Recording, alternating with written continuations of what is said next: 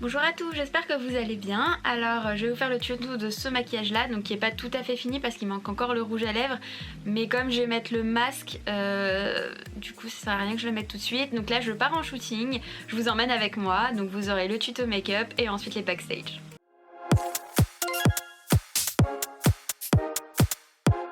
Donc là je commence le maquillage avec une base comme d'habitude, la base de chez Milk, elle est hydratante et elle va permettre de bien agripper le maquillage. Et ensuite je passe à mon fond de teint. Encore une fois c'est le même, donc il est assez clair, très couvrant et je l'étale avec une brosse. Sur tout mon visage. Et ensuite je passe à mon anti-cerne, donc je les mets aux endroits où il y a besoin, donc mes cernes. Et ensuite aussi aux endroits où je rougis légèrement. Et sur les points de lumière de mon visage, donc surtout au centre du visage. Ensuite je l'estompe avec un pinceau boule. Pareil des deux côtés. Et je le fonds bien avec mon teint.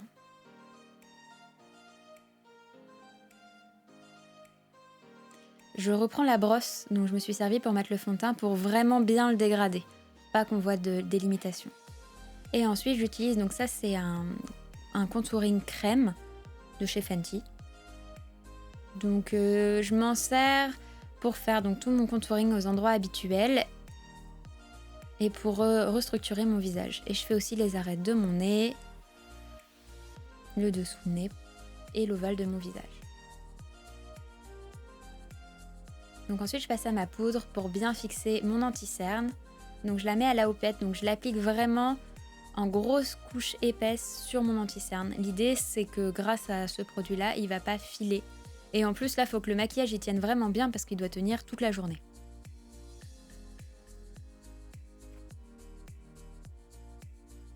Voilà, alors là je tente de nettoyer en fait le dessous de mon contouring pour essayer de le relever légèrement.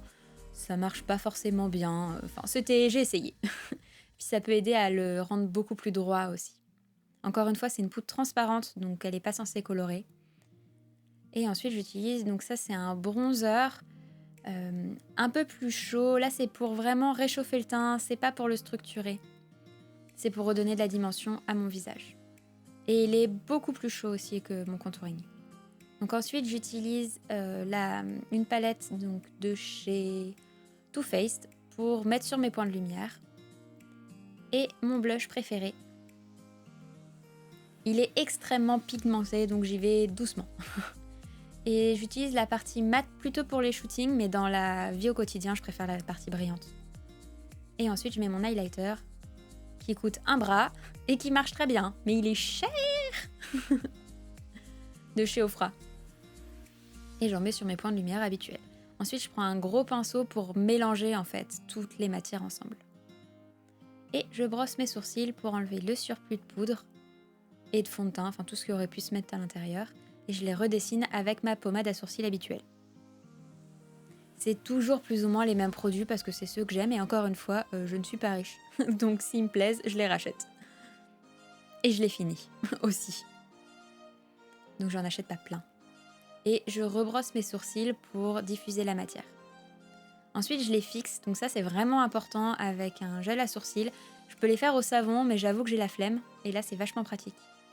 Et ma base P. Louise comme d'habitude. J'en m'en sers aussi pour redessiner le dessous du sourcil au cas où je me suis loupée. Et ça va permettre d'agripper les fards par-dessus. Donc je reprends mon pinceau anti-cerne pour bien enlever les stries qui ont pu se former. Et ensuite, je fixe mon teint beaucoup. Je passe à ma palette. Et donc là, c'est une palette de verre. Donc là, j'applique en tapotant parce que les verres, ça chute. Donc il faut faire attention. Et comme ça, j'en mets beaucoup. Et je le dégrade par la suite. Et là, ils ont taché tous mes beaux pinceaux. Je suis dégoûtée. Même aujourd'hui, j'arrive pas à faire retirer le verre de ces pinceaux. Après, il est magnifique, ça valait le coup, mais ça fait chier. Donc je fais le creux de paupière, l'extérieur de ma paupière mobile et le ras de cils avec cette même couleur. Donc là, j'ai pris un pinceau propre pour, en fait, extomper les bords et le dégrader.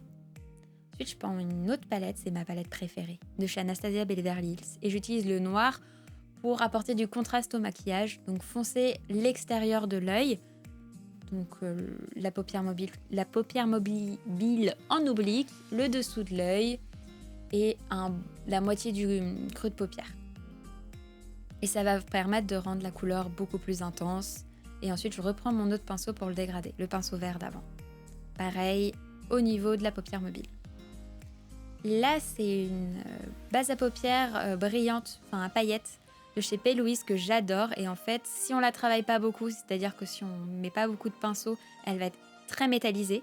Et plus on la travaille, plus elle va devenir des petites paillettes. Donc même si on veut le mettre en highlighter, c'est possible. J'aurais dû y penser, la mettre là, mais j'y ai pas pensé. Ensuite, je fais mon liner donc, avec mon Epic Ink de chez NYX, comme toujours. Je vais pas faire de petites virgules, je vais estomper donc la fin de mon eyeliner avec le noir de ma palette de tout à l'heure. Et ensuite, j'utilise un crayon noir dans ma muqueuse supérieure de Lindalberg pour faire vraiment le regard très intense. Et j'utilise mon mascara de chez Kiko que j'aime beaucoup parce qu'il a une toute petite brosse et ça m'évite d'en foutre partout. Sachant que par-dessus, je vais mettre des faux cils. Donc il n'y a pas besoin d'avoir un super mascara qui fait des cils ultra longs vu qu'il va y avoir des faux cils par-dessus. Donc ensuite, la suite du maquillage, je l'ai fait sur place. Alors j'ai mis des faux cils, mon rouge à lèvres, c'est un Martine Cosmétique. Et voilà ma robe. Et je l'ai fait en arrivant sur place parce qu'il y avait le port du masque et c'était beaucoup plus pratique de le faire là-bas. Donc voilà, le studio, tout est installé, il n'y a plus qu'à.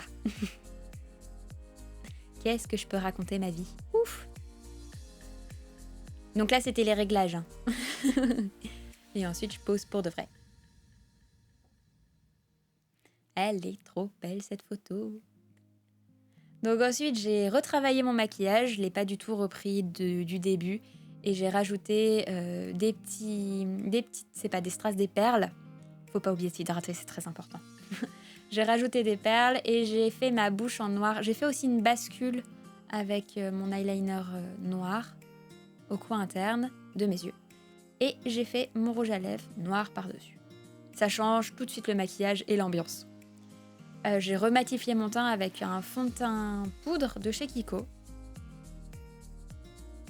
Il n'y avait pas forcément besoin, mais comme ça dans le doute. Et j'ai remis de l'highlighter, donc j'ai mis un fond de teint pour matifier mon teint, donc pour pas briller, et je remets de la brillance par-dessus. Vous allez me dire, c'est très con. Ouais, mais c'est aux endroits où je voulais. Et la coiffure, je l'ai changée aussi. Donc pour les deux, hein, c'est pas mes vrais cheveux, c'est des rajouts. Et là, on a failli m'assassiner avec un spot. Je dis ça, je dis rien. Et ensuite, on a commencé le shooting. J'étais plus fatiguée, donc j'ai beaucoup moins parlé. On a testé plusieurs tenues, vous pourrez voir tout le résultat sur Instagram. Oh là là, je suis trop fan aussi. Alors me revoilà de retour à la maison. Je suis éclatée. Du coup c'est pas du tout fini. Maintenant il va falloir que j'enlève tout ça, que je nettoie tout le matériel. Ça va être très très long, que je range. Déjà là, foutoir. Enfin bref, j'ai encore de choses à faire. Et puis si cette vidéo vous a plu, n'hésitez pas à vous abonner à la chaîne et à laisser un commentaire ou un j'aime.